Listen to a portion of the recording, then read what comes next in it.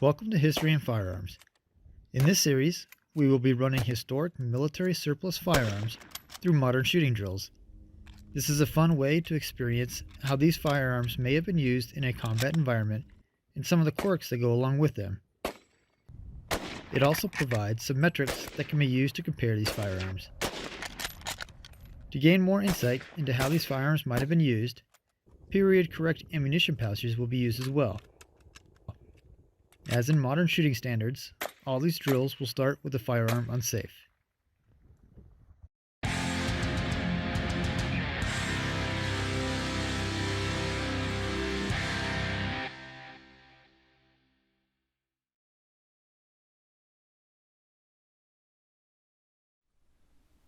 Today, we will be using a US M16A1 clone.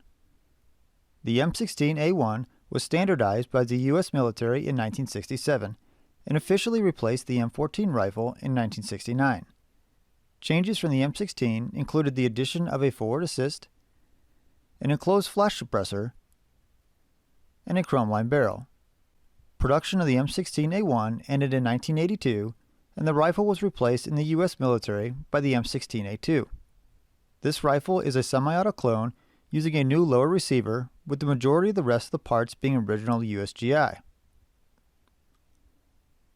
The rifle weighs 6 pounds, 6 ounces, and is 38.81 inches long. The M16A1 is a select fire rifle with semi-automatic and full automatic. It is chambered for the 5.56mm NATO cartridge. It would be loaded with 20-round magazines as originally issued, and I will be loading from a M1967 ammunition pouch.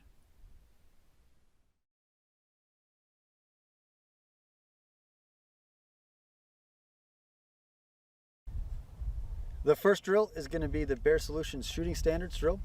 Typically this is 5 rounds on one rectangle, 5 rounds on the other rectangle, empty gun reload, and then 3 rounds in the circle in the center. For this Milsurp Operator video series, we're going to reduce the round count. We're going to do 2 on one rectangle, 2 on the other rectangle, empty gun reload, and 1 into the center circle. We're going to do this drill and these following drills. We're going to do all these at 10 yards.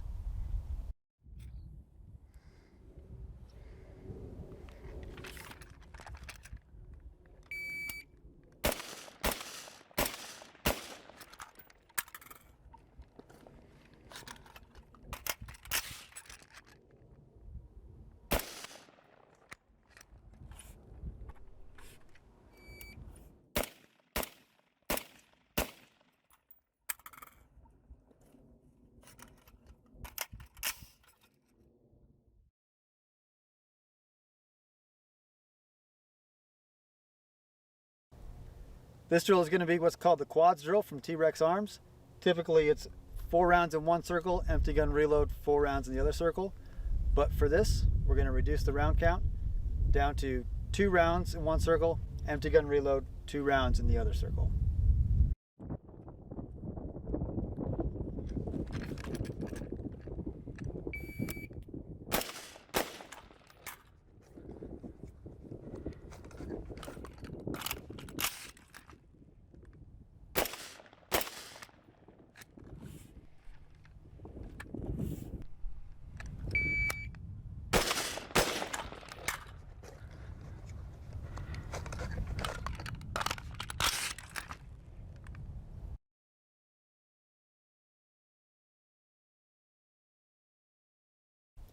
This is going to be the 1 reload 3 drill.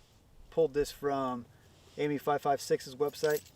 It's going to be 1 round in the A zone on the target, empty gun reload, 2 rounds to the A zone, and then 1 round to the head.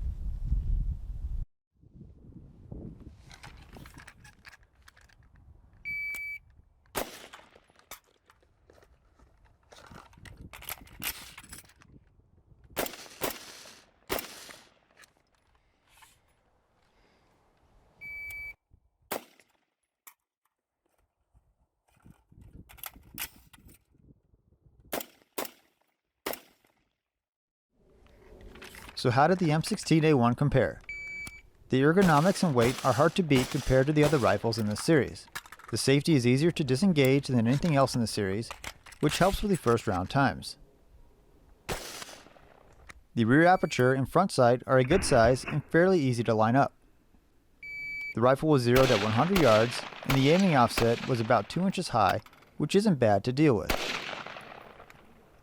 The smaller caliber compared to most of the other rifles in the series creates less felt recoil and thus is easier to get back on target for follow-up shots.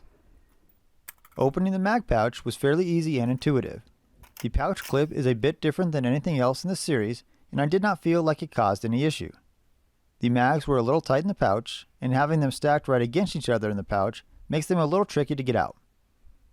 The orientation perpendicular to the body is different than what I'm used to also. That being said, the reloads were still quick comparatively. The ergonomics and layout of the rifle again play a big role in this. The drills all went well, and if anything, getting the mags out of the pouch was the biggest hiccup. Overall, the M16A1 ended up top of everything so far, barely beating out the SKS for first round time and the M1 Garand for reload split time. The cumulative time for the drills is almost 6 seconds faster than the next fastest, the M1 Carbine. The ergonomics, semi-auto action, and the small caliber all contributed to the better performance of this rifle. I also have far more time behind this platform than anything else, so I'm sure that also contributed to the times. Thanks for watching. If you found this video interesting or helpful, go ahead and give the video a like and subscribe to the channel. Then let us know what you thought or would like to see with a comment. If you'd like to support the channel, you can become a member on Patreon or YouTube, or a subscriber on Player. Links to these are in the description below. If you want to show off your Milsurp Operator skills, follow History and Firearms on social media and tag us with hashtag Milsurp Operator. Links to all these drills and a shooting time comparison for all the videos in the series is in the description below. For more information on historical firearms, head on over to historyandfirearms.com.